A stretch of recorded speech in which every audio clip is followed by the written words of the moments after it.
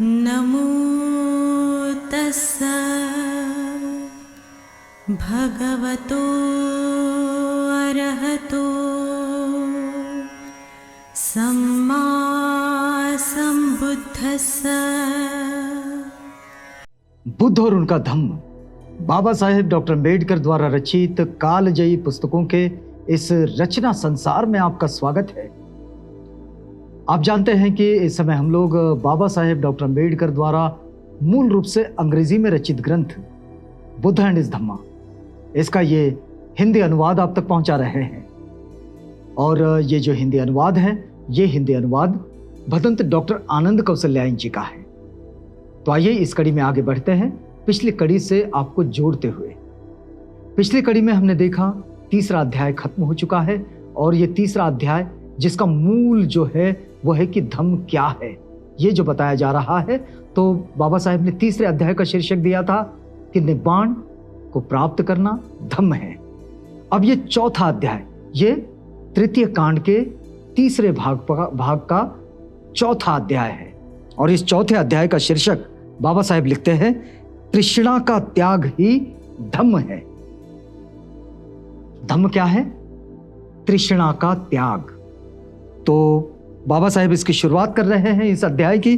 बाबा साहेब लिखते हैं कि धम्म पद में तथागत बुद्ध ने कहा है, आरोग्य से बढ़कर लाभ नहीं और संतोष से बढ़कर धन नहीं। दो चीजें, धन और लाभ, जिसकी बड़ी जिज्ञासा, जिसकी बड़ी लालसा मनुष्य को होती है, जितने जीवित है उन्हें लाभ और धन, ये दो चीजों पर उनका बड़ा कंसंट्रेशन होता है। और तथागत इस बात को समझाते हैं कि लाभ क्या है, तो आरोग्य से बढ़कर कोई लाभ नहीं। आरोग्य से बढ़कर मतलब स्वस्थता, स्वास्थ्य। हमारा स्वास्थ्य अगर ठीक है, अच्छा है, बेहतर है, तो स्वस्थता से बढ़कर कोई लाभ नहीं है। अगर कोई सोचता होगा कि किसी के पास बड़ा धन है, अकूत धन, लेकिन अगर स्वस्थ नहीं है आदमी तो कोई मतलब नहीं, क्योंकि कोई संतोष ही नहीं होगा, कोई समाधान ही नहीं होगा, हमेशा तड़प रहेगी। तो सबसे बड़ा लाभ है स्वास्थ्य, आरोग्य। आरोग्य से बढ़कर कोई लाभ नहीं। और फिर तथागत कहते हैं संतोष से बढ़कर, अपने आप में संतुष्ट होना, अपने आप में संतुष्ट होना, संतुष्टि, इससे बढ़कर कोई धन नहीं, दूसरी कोई संपत्ति नहीं हो सकती। क्योंकि जो बहुत धनवान है उसे भी लालसा होती है उसके पास में जितनी संपत्ति है उससे और ज्यादा पाने की। लेकिन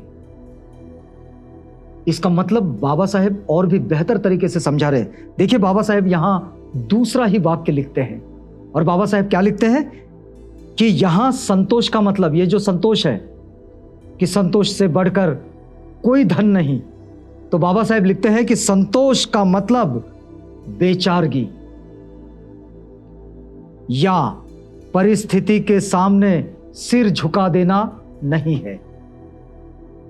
बाबा साहेब बड़े स्पष्ट रूप में लिखते हैं, और तथागत की शिक्षा का हवाला देकर लिखते हैं कि अगर कोई दरिद्रता में अपने आप को संतुष्ट मानता होगा तो यह गलत है। इसका मतलब यह नहीं है कि संतुष्ट होना इससे बड़ा कोई धन नहीं है। कोई दरिद्रता में संतुष्टि माने, यह बिल्कुल ठीक नहीं।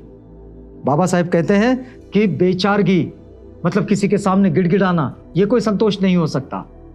जिंदगी संपूर्णता में होनी चाहिए। और फिर बाबा साहेब आगे लिखते हैं, देखिए ऐसा समझ बैठना यह भगवान बुद्ध की दूसरी शिक्षाओं के सर्वतः प्रतिकूल है। तथागत बुद्ध ये कभी नहीं सिखाते, बाबा साहेब कहते हैं कि तथागत बुद्ध ये कभी नहीं सिखाते कि आप अपनी परिस्थितियों से संतुष्ट हो जाओ, दरिद्रता में हो तो दरिद्रता को ही संतोष मान लो, ये कभी नहीं सिखाते तथागत। बाबा साहेब लिखते हैं कि भगवान बुद्ध ने यह नहीं कहा कि वो भाग्यवान है जो गरीब है। ये किसी और की शिक्षा होगी जो ये कहते होंगे कि वो बड़े भाग्यवान है जो गरीब है। तथागत ये नहीं सिखाते। तथागत ये सिखाते हैं कि संतुष्टि ये हमारा धन है और स्वास्थ्य आरोग्य ये हमारा लाभ है। लेकिन जो गरीब है वो बड़े भाग्यवान है, ऐसा वे नहीं सिखाते हैं। फिर बाबा साहेब लिखते हैं कि भगवान बुद्ध ने ये कहीं नहीं कहा कि जो पीड़ित है उन्हें अपनी परिस्थिति बदलने का प्रयास नहीं करना चाहिए। इसका दूसरा मतलब यह हुआ कि तथागत बुद्ध ने यह कहा कि जो पीड़ित है उन्होंने अपनी परिस्थिति बदलने का प्रयास करना चाहिए। तथागत कहते हैं कि जो पीड़ित है उन्होंने अपने परिस्थिति बदलने का प्रयास नहीं करना चाहिए, ऐसा उन्होंने कभी नहीं कहा तथागत ने। और बाबा साहेब ने यह बात बुद्ध और उनका धम्म में बड़ी जिम्मेदारी के साथ शामिल की है। और फिर देखिए, फिर बाबा साहेब लिखते हैं, दूसरी ओर उन्होंने ऐश्वर्य का स्वागत किया है। ऐश्वर्य, संपूर्णता जो है, संपन्नता जो है, उसका उन्होंने स्वागत किया है। अपनी परिस्थिति की ओर से उपेक्षावान होकर पड़े पड़े कष्ट सहते रहने के उपदेश के स्थान पर उन्होंने वीर्य और उत्साहपूर्वक परिस्थिति को बदलने का प्रयास करने का उपदेश दिया है। तथागत ने यह कभी नहीं कहा कि तुम जिस स्थिति में पड़े हो अपनी दरिद्रता में वहीं पड़े रहो और पड़े पड़े कष्ट सहते रहो। नहीं, उस परिस्थिति को बदलने का प्रयास करो, उत्साह के साथ, बल के साथ, अपनी सामर्थ्य के साथ, अपनी पूरी सामर्थ्य जुटाकर। जहां कहीं नीचे पड़े हो वहां से पूरी सामर्थ्य से उठ जाओ और उठकर तन जाओ, आगे बढ़ो और अपने जीवन को बेहतर बनाओ, ये तथागत कहते हैं। फिर देखिए, जब भगवान बुद्ध ने यह कहा कि संतोष सबसे बड़ा धन है, बाबा साहेब कहते हैं कि जब भगवान बुद्ध ने यह कहा कि संतोष बड़ा धन है, तो उनके कहने का अभिप्राय यह था कि आदमी को लोभ के वशीभूत नहीं होना चाहिए। संतोष बड़ा धन है, संतोष बड़ा धन है, ये बात जब तथागत कहते हैं तो उसका आशय ये है, बाबा साहेब समझाते हैं, उसका आशय ये है कि हमने लोभ से मुक्त हो जाना चाहिए, लोभी नहीं बनना चाहिए। बहुत सारे लोग लोभ करते हैं ना, लालच में पड़ जाते हैं और फिर लालच उन्हें ऐसे बुरी जगह पर ले जाकर गिरा देता है, किसी गड्ढे में गिरा देता है कि जहां से संभलना मुश्किल हो जाता है। कई लोग तो उसी गड्ढे में दबकर रह जाते हैं, वहीं पड़े पड़े रह जाते हैं, और इसलिए लालच में ना पड़ो। तो जो स्थिति है उस पर संतुष्ट रहो, लेकिन वो स्थिति अगर दरिद्रता की है तो उस दरिद्रता से बाहर निकलने का प्रयास करते रहो, ये तथागत सिखाते हैं। लेकिन लोभी बनकर नहीं, बल्कि अपनी सामर्थ्य से, अपने सामर्थ्य के द्वारा आगे बढ़ो, अपने जीवन को बेहतरी की ओर लेकर चलो। बाबा साहेब ने यहां एक और प्रसंग लिखा है। वे लिखते हैं कि जैसा कि भिक्षु राष्ट्रपाल ने कहा है कि मैं धनियों को देखता हूं जो मूर्खतावश अधिक से अधिक धन इकट्ठा करते ही चले जाते हैं और उसमें से कभी भी किसी को कुछ नहीं देते। उनकी तृष्णा रूपी प्यास कभी बुझती ही नहीं। राष्ट्रपाल कहते हैं, भिक्षु राष्ट्रपाल, कि मैं ऐसे कई लोगों को देखता हूं कि जो अधिक से अधिक धन इकट्ठा करते ही चले जाते हैं, जितनी उन्हें उसकी जरूरत नहीं होती वो किसी को उसे देते भी नहीं है, लेकिन धन इकट्ठा करने की उनकी जो प्यास है, उनकी जो तृष्णा है, वो कभी नहीं रुकती, वो प्यास उनकी कभी नहीं बुझती।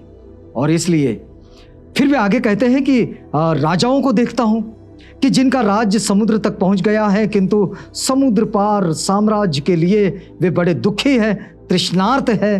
राजा प्रजा सभी संसार से गुजर जाते हैं, उनका अभाव बना ही रहता है।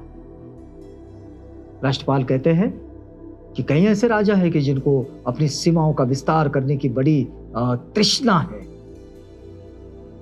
लेकिन उनके राज्य की सीमाएं कितनी भी बड़ी हो जाए, वे संतुष्ट नहीं होते उससे। उनके मन में इस बात के लिए तृष्णा ही बनी रहती है कि उसकी सीमाओं को और बढ़ा दिया जाए। फिर राष्ट्रपाल कहते हैं, बनते राष्ट्रपाल, कि राजा और प्रजा सभी इस संसार से गुजर जाते हैं, चाहे राजा हो चाहे प्रजा हो, सब इस संसार से गुजर जाते हैं और उनका अभाव बना ही रहता है। वो कोई हमेशा के लिए यहां पर नहीं रहते, उनका अभाव बना ही रहता है। वे शरीर त्याग देते हैं, किंतु इस पृथ्वी पर उनकी काम भोग की इच्छा की कभी तृप्ति नहीं होती। वे शरीर तो त्याग देते हैं, मरते दम तक मन में इच्छाएं बनी रहती हैं, मन में तृष्णाएं बनी रहती हैं, और मरते दम तक ये लगता रहता है कि मुझे ये चाहिए, मुझे वो चाहिए, मुझे वो चाहिए, मैं ये कर लेता तो अच्छा होता, मेरा वो काम रह गया। ये तृष्णा का कभी अंत नहीं होता। फिर महानिदान सुत्त में भगवान बुद्ध ने आनंद को, लोभ को अपने वश में रखने के लिए कहा। तथागत का वचन है, देखिए बड़ा महत्वपूर्ण वचन है, आपको सुनाते हैं। बाबा साहेब लिखते हैं कि आनंद लाभ की इच्छा में से तृष्णा पैदा होती है।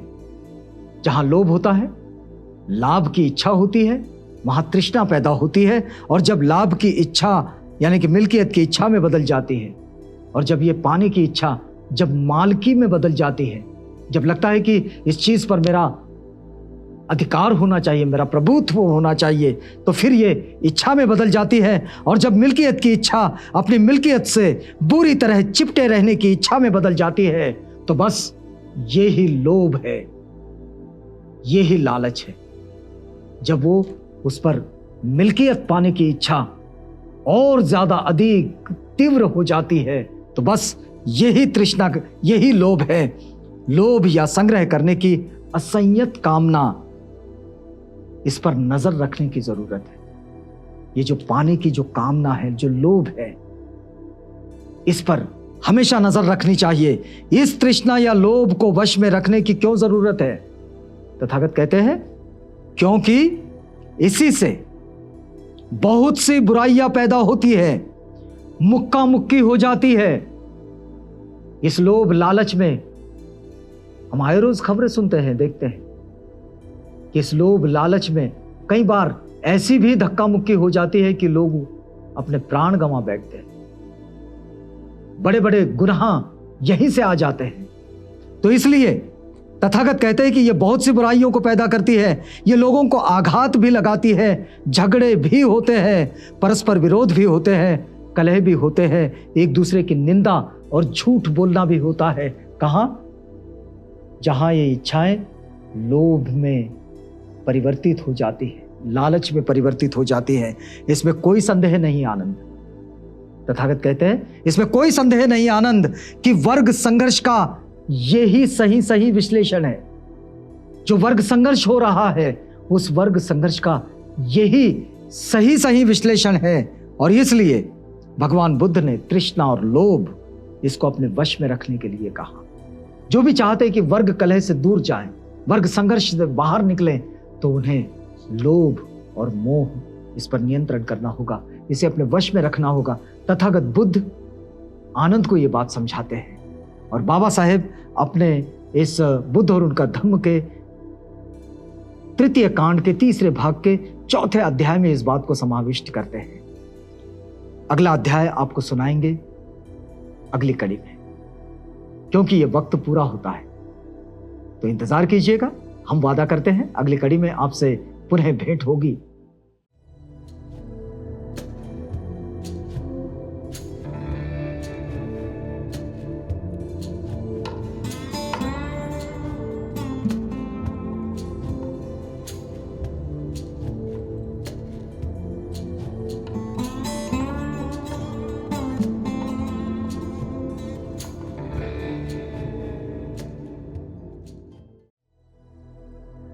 बुद्ध और उनका धम्म।